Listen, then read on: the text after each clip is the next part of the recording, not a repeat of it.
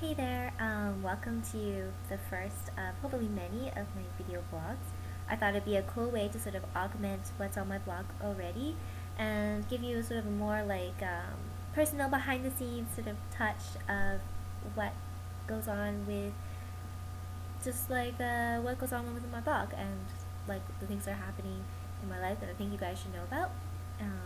Well, not like my life personally, maybe just cool stuff. Anyway, just wanted to talk about in this episode a couple of cool things that I went to this week that have to do with sort of Asian Canadian community and with writing.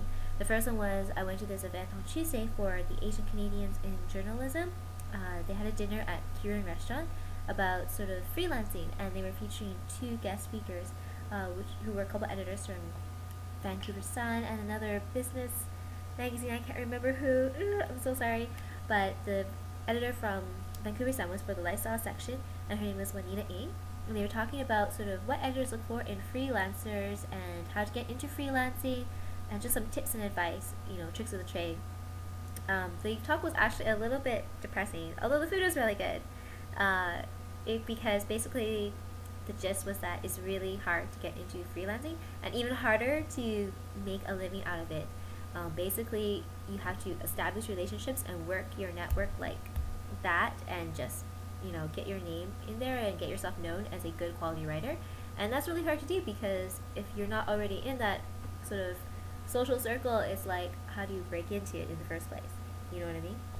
So I guess I just took it as a dose of reality and a reminder that I should probably keep my day job for quite a while before I can ever truly become just a writer, a professional. So, yeah, I guess we'll see how things go. But it was still interesting. It was cool to meet the different people there and the work that they were doing. So that was really informational.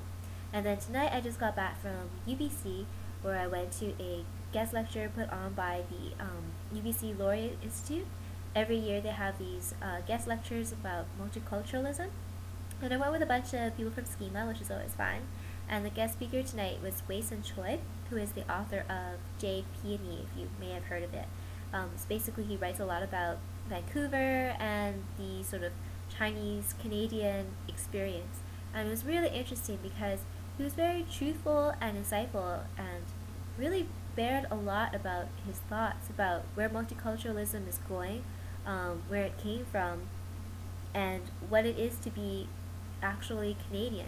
And I totally agree with his ideas about how we should not call ourselves Chinese Canadian or Japanese Canadian or Indian Canadian.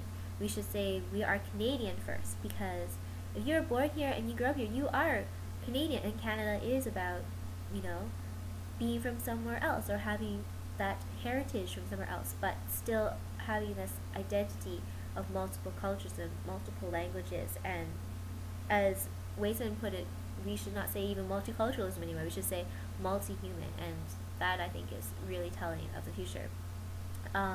He was also really interesting in that he said we should respect, not tolerate each other's differences. And he's not just talking about racial differences or cultural differences. He's talking about everything, even like sexual orientation, how we should really learn about what the other person's point of view is and where they're coming from, and not just like be okay with them coexisting with us, but really understand and learn to respect the differences between us and the similarities as well, So he was really good, and he was pretty funny too. And we actually got to meet him at the after party and take some pictures of him, which is pretty cool. He was very gracious, and he has really really cool way of making you feel like you're included, and he's like really listening to you, which must be kind of tiring considering the amount of people that were trying to get his attention. So that was really inspiring of him.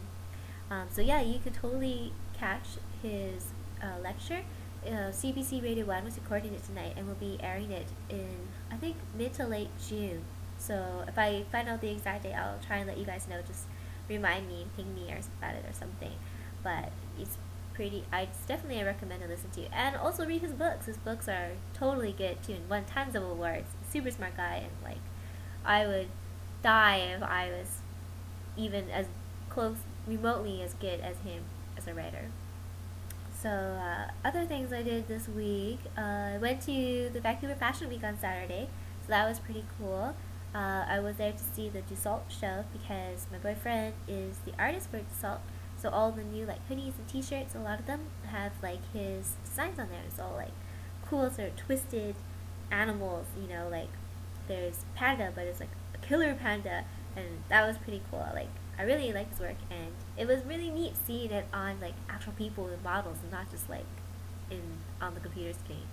So it was a pretty fun experience. Although super hard to get into because it was a little bit disorganized. I'd heard this about Vancouver Fashion before, and I'm sorry to say that is totally true.